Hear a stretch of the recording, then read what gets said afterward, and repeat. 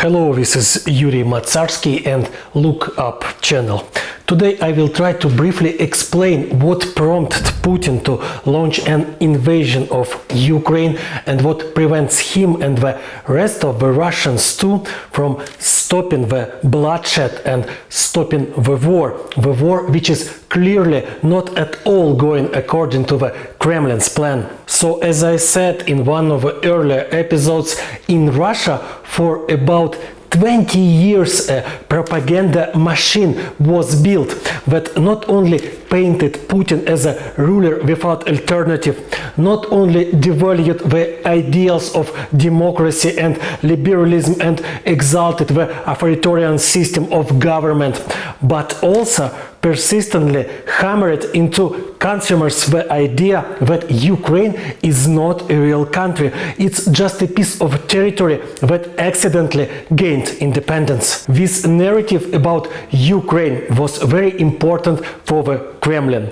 Ukrainians tried several times to break out of Russia's sphere of influence after the collapse of the USSR and clearly gravitated more towards Europe and democracy than towards Moscow, which was more and more obviously moving towards totalitarianism. A successful experiment in introducing democracy in Ukraine would be a terrible blow to Putin's system of power. It would demonstrate that tyranny can have an alternative, that Moscow is not the only and not the most desirable landmark for the former Soviet republics. Moscow discredited the Ukrainian national democratic movement with all its might, exposing it as ridiculous and dangerous at the same time. This propaganda was focused both on Ukraine, where Russian TV channels were broadcasting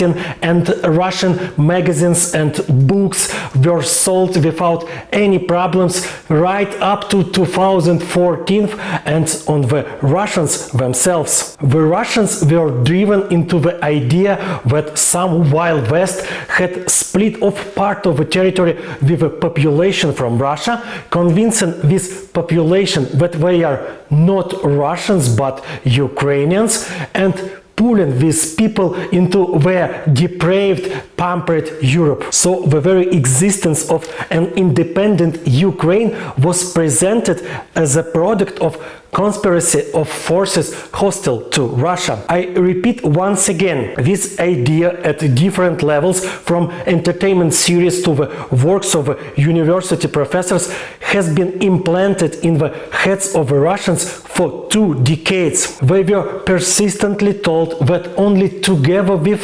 Russia the Ukrainians are at least capable of something, that without the help and participation of Moscow they will instantly run wild and turn into a gang of thugs. And one more important thing. Russian propaganda divided Ukrainians into good ones, those who recognize the leadership of Moscow, who consider themselves part of the Russian nation, who speak Russian and vote for pro-Russian politicians, and bad ones who look towards Europe, speak their own language and support parties focused on Ukraine independent of Russia. In this propaganda, the first pro-Russian Ukrainians were in the majority, and the second some miserable percentage of the population, and even then concentrated in several western regions. The election victories of non-pro-Russian forces were presented as the result of the anti-Russian conspiracy in which the United States and Europe took part. If not for these actions of the West, the propaganda explained, Ukrainians would live happily in an alliance with Russia, in which, of course, the latter would have a leading role. But the West, the propaganda continued, interferes with these unions, is afraid of it, and in general, nothing good can be expected from the West. In Russia, independent analytics, some kind of science studying Ukraine and and Ukrainians without the influence of Kremlin narratives did not exist, and it seems does not exist until now. As a result, the agitators agitated themselves. They themselves believed in the picture of the world they created, a picture in which millions of Ukrainians are just waiting for Putin to take them to his state. Putin started the war under the slogan of saving Ukrainians from people who allegedly seized power in the country. He and probably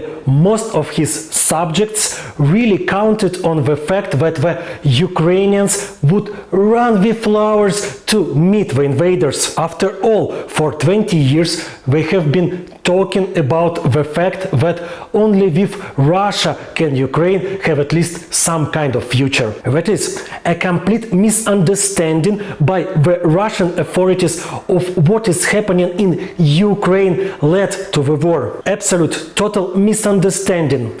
They did not count on the fact that the Ukrainian army would fight even in the most difficult conditions. They did not believe that hundreds of thousands of civilian Ukrainians would join the army in the very first days. Thousands more would wage a partisan war in the occupied territories and in general would not be at all happy with the Russian invaders. The Kremlin planned a blitzkrieg, a quick and easy march across Ukraine with the immediate suppressions of a few points of resistance, parades in captured cities, and crowds of Ukrainians meeting Russian soldiers with tears of happiness in their eyes. But none of this happened. The Russians are suffering huge losses, probably the biggest since the Second World War, and have already moved from offensive to defensive and sometimes to flight. An amazing, simply incredibly stupid belief in their own inventions led the Russians to a protracted war, sanctions, the collapse of the economy, and international isolation. And many are wondering, would Putin have decided to start a war knowing in advance that there would be no blitzkrieg, that he would become an outcast and his country would lose billions of dollars and its former respect? I think he would, and next time I will explain why exactly I think so. See you, bye.